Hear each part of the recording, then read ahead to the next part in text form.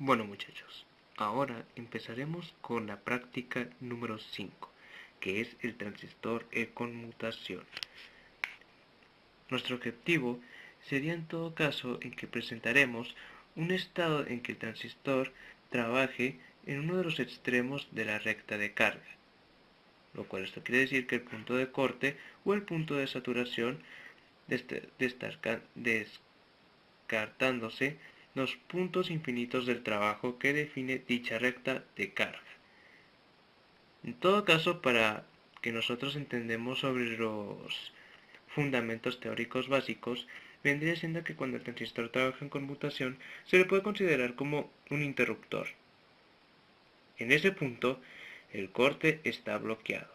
Y eso permitirá, muchachos, en que no se va a dejar pasar corriente, debido a que el interruptor, en todo caso el transistor, produce que esté abierto. Para poder trabajar con el punto de corte, necesitaremos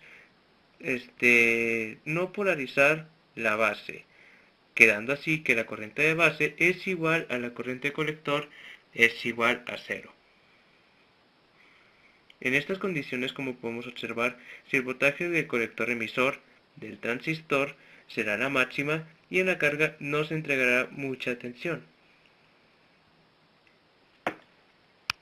Bueno, como podemos observar, aquí tenemos el transistor de tipo NPN, que es un transistor BC547, además de que, como podemos ver, tiene una resistencia de 47.000 ohms conectada en la región del... podemos observar que está conectado en la región del colector y, como pueden ver, está aquí en esta terminal, aquí como pueden ver, conectada hacia positivo.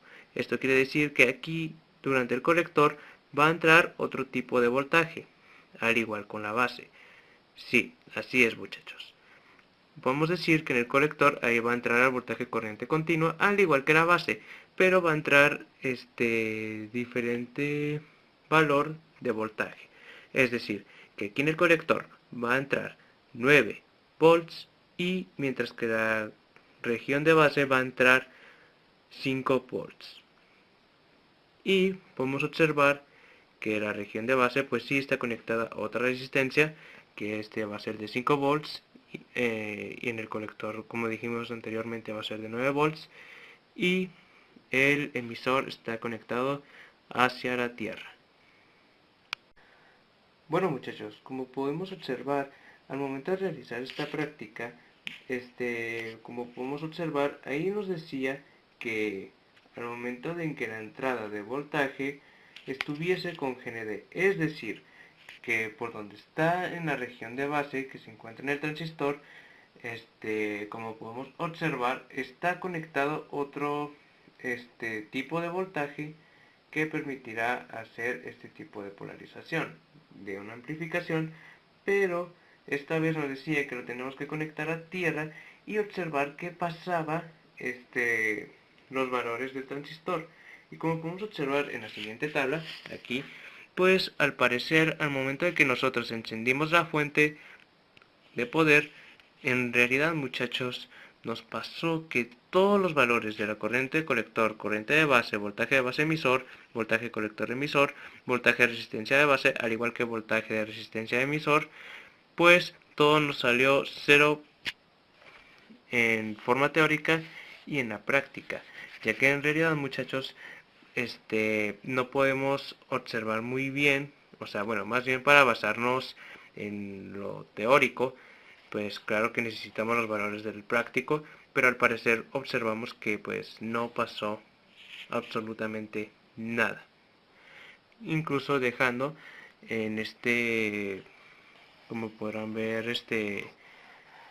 en esta gráfica, que no hicimos nada con lo que viene siendo la recta de carga y identificando el punto de trabajo Q. Pero al momento en que nosotros, pues ahora realizando la siguiente ejercicio, que nos decía que ahora que por donde estaba el voltaje de entrada sí debíamos conectar en lo que viene siendo el otro tipo de voltaje, lo cual esta vez sí nos dio los siguientes resultados. Como podemos observar de forma práctica, cuando nosotros intentamos medir la corriente de colector, al igual que corriente de base, nos daba un total de 0 amperios, pero extrañamente sí logramos conseguir valores en el voltaje. Es decir, desde el voltaje de base emisor conseguimos obtener 0.88 volts. Mientras tanto, el voltaje colector emisor logramos obtener 0.19 volts. El voltaje de resistencia de base es de 5.10 volts y el voltaje de resistencia emisor logramos obtener hasta 8.29 volts. Pero, de forma teórica, al parecer nos salieron resultados muy distintos, ya que para poder sacar voltaje de base emisor, tuvimos que observar que vendría siendo la suma de voltaje de base más la suma de voltaje de emisor, dándonos así en total de 13 volts. Mientras tanto, con voltaje de colector y emisor es en todo caso la resta de voltaje colector menos el voltaje emisor, dándonos un total de 3 volts. Mientras tanto que el voltaje de resistencia de base, pues podemos saber que es el mismo valor, en todo caso, no, ahí disculpen. De hecho, el voltaje de resistencia de base, bueno, en un cierto punto vendría siendo igual al voltaje de base, pero en todo caso tendríamos que sacar lo que vendría siendo la operación de voltaje de base, es decir, que la resistencia 1 de base, que claro que solamente fue 1, dividirlo en el mismo valor y esta vez multiplicarlo por el voltaje corriente continua y esta vez saliéndonos con un valor en todo caso de 5 volts, como podemos observar aquí. Entonces, ya por último, con voltaje de resistencia emisor, tenemos que tener en cuenta que sí, también vendría siendo la corriente de más bien sí, vendría siendo la corriente del emisor multiplicada por la resistencia del emisor, dándonos un total de 8 volts. Y se me olvidó mencionarles que en la gráfica, claro que pudimos graficar lo que viene siendo la recta de carga, como podemos observar durante que fue como no tuvimos nada de valores en el corriente de colector, lo grafiqué desde cero, pero obtuvimos voltaje desde base, disculpen, del colector emisor, permitiendo encontrar el punto medio de trabajo del Q. Y bueno, muchachos, esto ha sido todo por mi parte. Espero que les haya servido muy bien la explicación sobre las características y las funciones principales que tienen los transistores, ya que tanto para mí me ayudó a entender y a estudiar y comprender mejor el tema.